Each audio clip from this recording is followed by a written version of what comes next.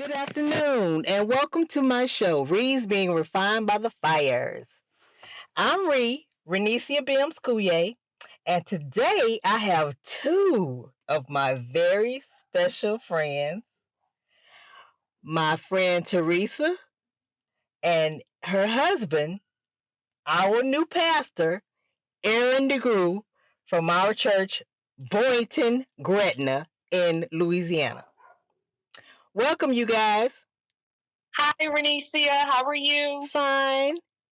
Thank you for having us. You're welcome. Thank you for allowing me to interview you for my show. No problem. How are you guys really doing today? Well, we're doing just fine. You know, the typical Sunday for us, Sunday afternoon, especially when there's no football. We just, preparing for dinner and relaxing after church. Yep.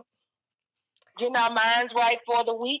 I know, because that's a whole thing by itself. Just getting into that mindset for a new coming week. Yep. So, can we talk about how you guys came to know about me and my family?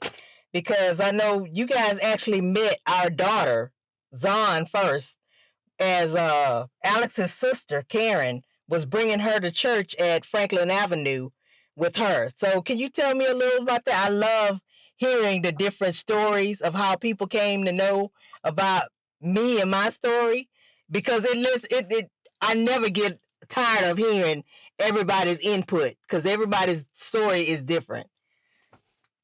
Well, REnecia, I'm going to go first because my experience is a bit more limited than Theresa's. When that was going on, Theresa was attending Franklin Avenue church on a regular basis. I was still attending Williams Ross United Methodist Church, so I would frequent Franklin Avenue from time to time, and she would frequent my church from time to time. So I would come across Karen and Ron, that's your brother-in-law. Yes. Karen, your sister-in-law. I would come across them from, periodically. Mm-hmm.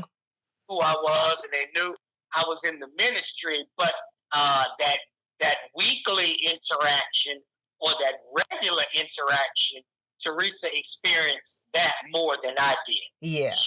And so in Sunday school class, Karen was set up as well as Ron and asked for prayer for what you were going through. Karen would say, my brother's wife, my sister-in-law, she had a brain injury and she has brain surgery, and we're keeping her daughter, watching her daughter. So can y'all, keep REnecia and Alex in your prayers? And my friend Tyra knew you, but I didn't. So Tyra was like, "Oh wow, I know REnecia. She used to do spoken words and poetry. So I know her." And I'm like, "Well, I don't know her." But then, with Zon, she's a pretty little girl. Yeah. So, all babies. So we over there asking Karen, "Can we hold her? Can we hold her?" And I had, recall holding Zon and watching her play, and just being such a good kid in the classroom. Yep. And that was like, I probably have to say, during that time when I was holding Zon, or even when I would be around and just see Zon with Ron them, I want to say I was actually pregnant at that time. I was going to ask if you were pregnant at the same time, since the girls are born, a few months, because Skylar's birthday is in September and Zon's in December. You had to be pregnant, if not close to that time, sometime during that time. Yeah. So I recall being pregnant. So that's another reason why I was super excited about seeing Zon, because I'm like having a little girl too. Exactly. So so we, got to know Zon, and from there, as the girls grew older, they would go to Sunday school class together. Mm-hmm. When you came back to church, and you came into our Sunday school class, Ron and Karen was like, "This is who y'all have been praying for, and this is a miracle from God, and look at her."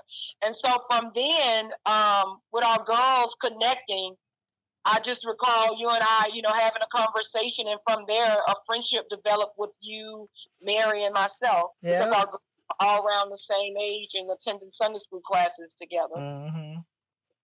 Yeah. and our friend Mary Williams, and her husband Hope Napoleon, and their daughter Kaylee. The three of us were like the Three Musketeers hanging out, and then our girls were like the Three Musketeers too. So it was like while we were doing play dates or whatever with them, we'd have our play dates too. The moms, we'd hang out together and be talking. So that was an outing, a good outing for all of us. So yes. Yeah. But that's really, thanks for sharing that. Because like I say, I enjoy hearing other people's input. Since you guys didn't know me from Adam, you just knew you was praying. The pastor didn't even know me. No, I had met no one at Franklin Avenue at the time you all prayed for me. I was a total stranger. And for you guys just to welcome me in and to welcome my baby in, it's like that just means everything to me. So I appreciate you guys and being as you should have been, Christians. Christians are supposed to be loving. And REnecia, I want you to think about something as you move forward with this platform, mm-hmm. with you establishing where you want to be in the realm of ministry. Mm-hmm. I want you, as I sat here and listened to Theresa's recap of what Karen and Ron were doing while you were battling for your life. Mm-hmm. You are a miracle of God. You really are. And I want you to embrace that. I want you to embrace, see, you are what people hope for their loved ones. I want you to think about something. I am not going to get too heavy on you. No, I'm listening, but look, this is my platform. I want to use this platform to show people who think they have to have it all together that you don't have to have it all together to be Christian. Christians does not equal perfection. The only perfect person walking this earth, and he wasn't a full man, it was Jesus Christ, and he was part man and part God. But aside from that, Christians aren't meant to be perfect. We all are flawed. We all have problems. We fail at many of the stuff we attempt to do, no matter how great our intentions are. We fail over and over again, but we serve a forgiving God. And his grace is omnipotent. That's right. And what I want, and with that being said, you are the example of what a lot of families wish and hope they could have experienced, the miracle, because a lot of people who go through the experience that you went through, yes, they don't survive. Most of them don't survive. No, well, I'm the generational curse breaker of my family. Amen. That's something that has ran in our blood for generations, Aaron. It just didn't pop up all of a sudden. This ran on my mom's side of our family. And come to find out, after she left here, she didn't grow up having headaches, but when she got back to Houston, she went and found a neurologist to test her, and come to find out, she had headaches too. She has one too, but she didn't have headaches. See, I had headaches growing up, and my younger cousin Keisha, my mother's younger brother's junior, his oldest daughter, she grew up having headaches just like I did, and our mothers would just, blow us off, and we learned to self-medicate early. Much earlier than we should have if our parents would have paid attention and would have knew better. When you know better, you do better. Right. And I want you to recognize your growth. I want you to recognize that. Believe me, I've come a long way. This was not me. Having a platform before the world to share my story, God has brought me a long way, a mighty long way. This is not the REnecia, because I was always a little small, shy, meek little girl. They'd give me the longest Easter speeches to say in church for Easter, and I could say them because I had a good memory. But just talking out to people, Nope. Well, God has a way of impacting and changing things, and I do, as your pastor, I do want you to recognize your purpose, your calling. Yeah. I want you to recognize it. I want you to embrace it, but also with that, Mm-hmm. and it won't always be easy. It just won't. Okay, Yeah. understand that it won't always be easy. And Aaron, what in life is easy? Some plant, some water, and God grants the increase. Yes. I want you to remember that. Yeah. All right. What else you got for us? Okay, so can you guys tell me a little about your backstories growing up? Did you grow up in a Christian household? And did you grow up with both parents in the house? How was you raised? I'll go first. I grew up, my background, of course, God was mentioned. We believed God. We believed in God. We knew nothing about God, nothing about God's word. Did y'all go to church? I did. Yeah, I was born Catholic, so I did do my first communion, which means that I acknowledge that Christ exists. Mm-hmm.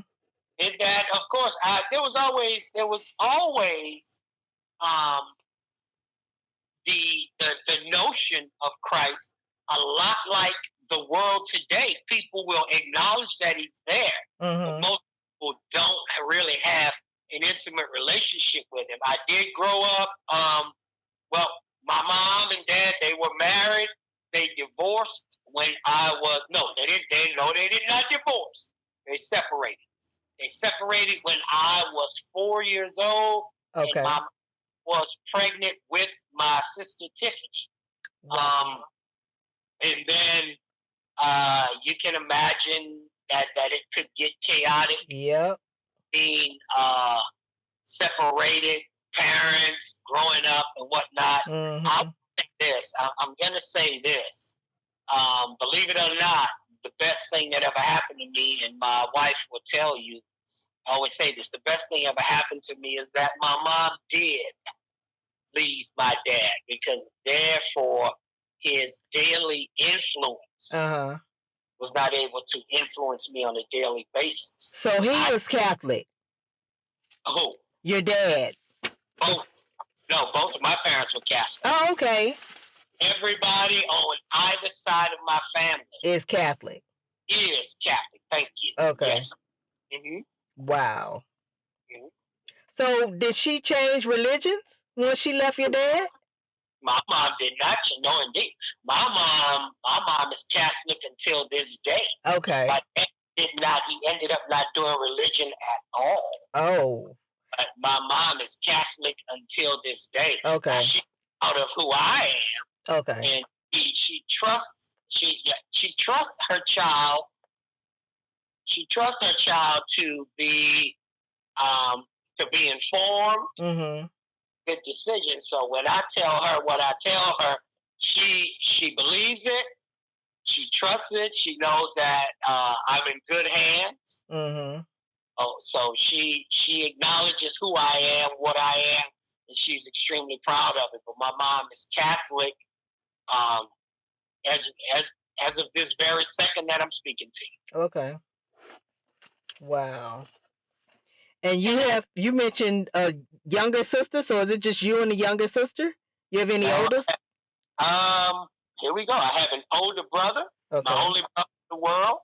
I have my mom had my little sister Tiffany. I have a sister with, of course, my mom had a sister, and then my dad, 2 other daughters, Paula and Stephanie. But Tiffany is the sister that I share with both parents. Okay. All right. And Theresa? Yeah, as for me, I grew up in a household where we believed in God. my mom and my dad divorced when I was younger, so my mom was Pentecostal, so she went to church all the time. Mm-hmm. And my dad, he kicked it. So, I grew up in a household where, it was, hey, you can go to church on Sunday, but you still gonna kick it and party all night. So it was just that type of childhood. Okay. And you have 2 brothers, right? Yes. And you're the middle? Nope. I'm the youngest. Oh, okay. You the young. All right. I'm sorry. I'm the youngest and the oldest. Depending on what the situation is. Absolutely. Okay. Do you guys birth order? Do you believe your birth order influences your personality? No, not for me. Not for me either. No, it just I am who I am. I don't believe the birth order influenced anything. It's just we are who we are when we're born. So no, I don't believe birth order had anything to do with how I respond to things. Okay. All right. And what got you guys into trouble the most when you were younger? Were you talkative or quiet? A liar or honest? Selfish or kind-hearted? Stubborn or easygoing? A bully or a nice kid?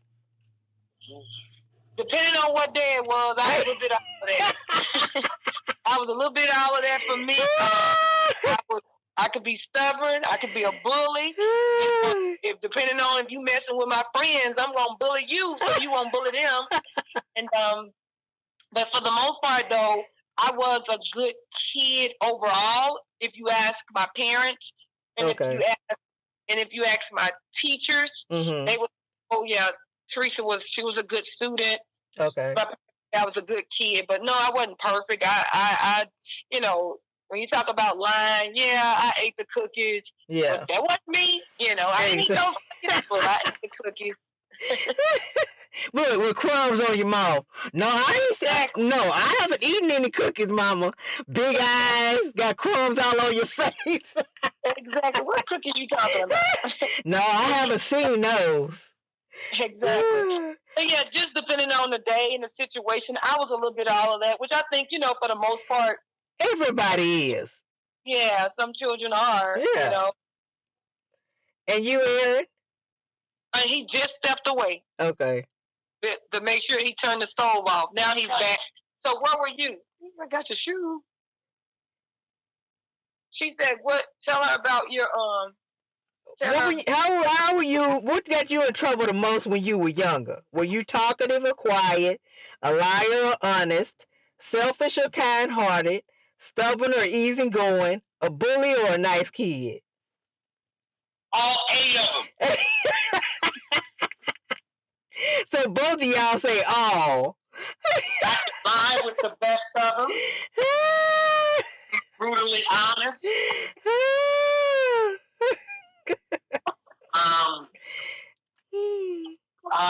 I could be a bully, depending on the day, but I also could be really protective. Yeah. Those who needed to be protected. Mm-hmm. Kind-hearted. Yeah. Absolutely.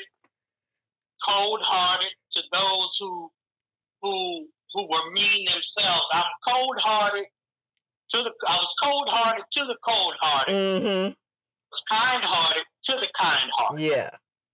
And thank God that I was able to protect myself as well as others. Mm-hmm. I've always been a protector. Yeah. I've always been a protector. I've always been a caregiver. Mm-hmm. I've always cared for my younger sister, and now, and as we grew up, I was caring for my older brother and my younger sister. Mm. It just depends on the situation, and I think that applies for a lot of people. Yeah, it does. Nobody's perfect. Right. And depending on the situation, a little bit of all those characteristics can show up in anybody. Mm-hmm. Yep. Thank you, guys. Okay, Theresa, I know that your mother has passed on. Can you tell me again what caused her death, and how old were you when she died? I think I was about 34, maybe, when my mom died. 34, 35. Yeah. 35. Yep. I just turned 35 when she passed. Okay. And she had a heart attack. Okay, and is that something that run in your family? Oh, absolutely. We have a little bit of everything. Heart disease. Girl, welcome to the race. Everything you can think of. But yeah, my mom had heart trouble. Wow. She wasn't aware of it. So, it's the silent killer when you talk about, high cholesterol and, issues with the heart. Yeah. That's like the what I have, an arterial venous malformation. That had ran in our family and our bloodline on my mom's side for generations. And everybody had just had strokes. But back then in the day when you died from a stroke, they just wrote stroke on your death certificate and that was it. But now technology has advanced and they actually can go back and pinpoint the cause of the stroke, and they related that. They came back and they could relate that to me having been born with a birth defect that caused my stroke. They couldn't do that back in the day. Yeah. Okay, and Aaron, Mm-hmm. your mom's in a home. Would you like to tell us what she has that has made her become a resident of that health facility? Yes, my mom is a licensed practical nurse. She was a licensed practical nurse by trade. Okay. Of course, the information, the knowledge, the technology that they use today, they did not use then. Yeah. So when it needed to be moved, my mom had to physically move them. And of course, if the techniques are not what they should be, no, and to injure yourself. And my mom had back surgery as a very young woman. Oh wow. Of course, it just did not remedy the situation. And I watched my mom struggle with back pain and bulging discs, all of things for a very long time. Wow. And over time, it was just wear and tear on the body. Yes, it was degenerative. That condition, it just continued to get worse. And eventually, it just got to the point where she really struggled to be mobile. Yeah. So, she was, it got to the point where we were not able, because of course we had to work, needed round the clock care. Yeah. So that's how that situation came about. But overall, it's been a positive situation. It's been a positive deal where she gets the care she needs. She's still vibrant mentally. Yeah. So we get to enjoy her. Yep. In her normal, natural state. She's as mobile as we hoped. Yeah. That's all. Yeah. What about you guys' fathers? How's your relationship? I'll start. My dad, COVID took him away from us in 2020. It was April 7th. Oh, wow. I used that situation to make people aware of the seriousness of COVID. My dad is 75 years old, but he was extremely healthy, extremely active. My dad would wake up every day and go and visit his brothers and his sisters. He would go to my nephew's auto body shop because that's what he was by trade. He would just, sit around and talk with them. Yeah.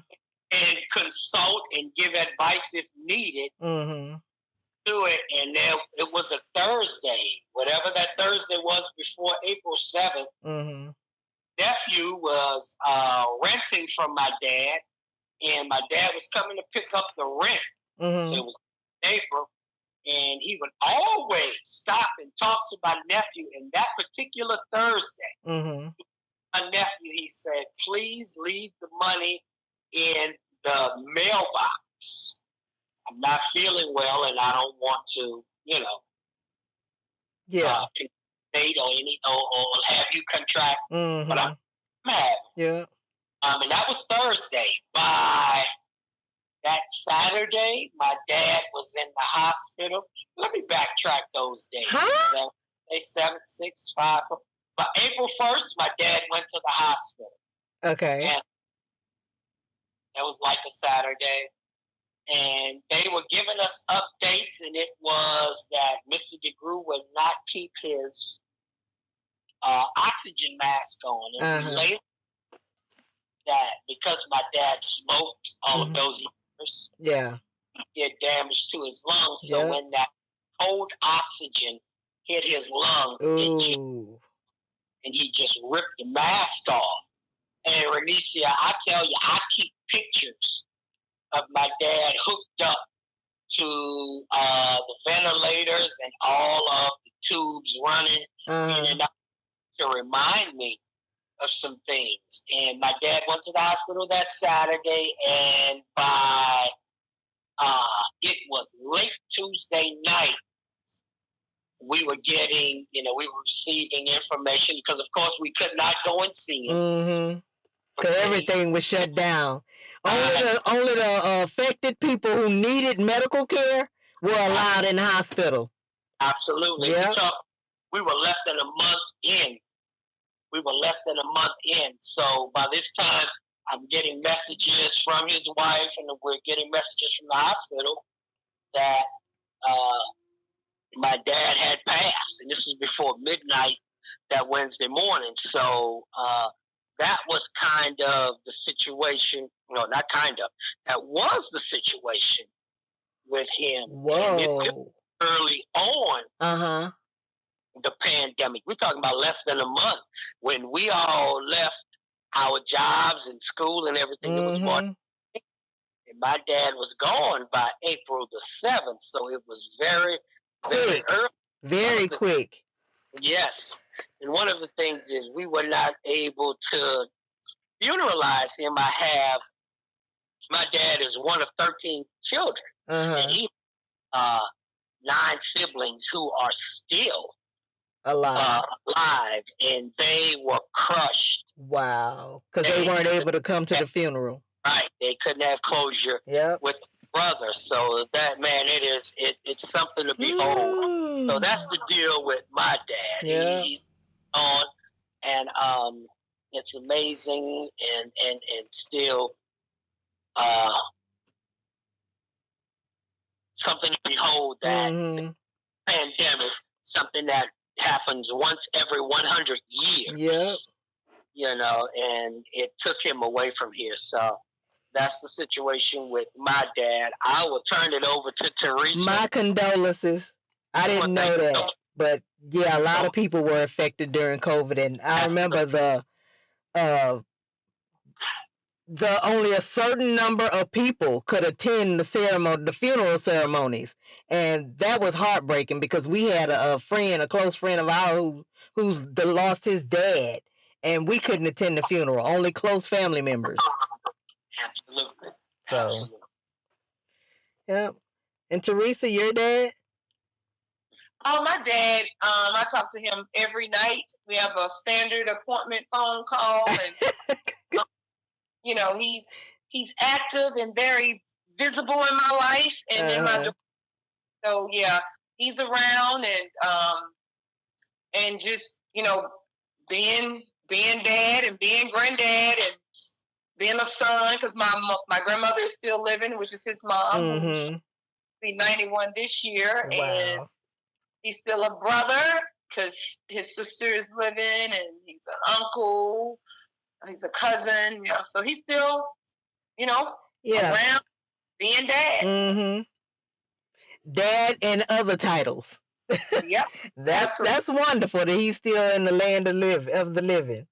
Yeah, absolutely. Truly a blessing. Yeah. So, which parent was the disciplinarian in your childhood? Your mom, dad, or both? Definitely my dad. And my mom was the sweetest, absolutely sweetest person you ever want to meet in your life. My dad was the disciplinary one. Wow. He come in the house and you did something, it's like, he hung. He. Like what was on the Bernie Mac show? The little girl used to say him. Him home. Oh my God. Aaron gone again. But nah, it was the same in that my dad was a disciplinarian, but my mom did not play either. Okay. You know, and So, Theresa, she still doesn't play. She gets to experience that. She loves Theresa. She does. She still doesn't play. Miss Carolyn doesn't play. So, you know, it was one thing. You tell me you gonna call my mom, I wanted no parts of that. Yeah. You tell me you gonna call my daddy, and it was total panic. Exactly. Don't call my daddy. That's how that went. So yeah, I have, and both of my parents have strong personalities. Yeah. They're different, but nonetheless, both personalities are extremely strong.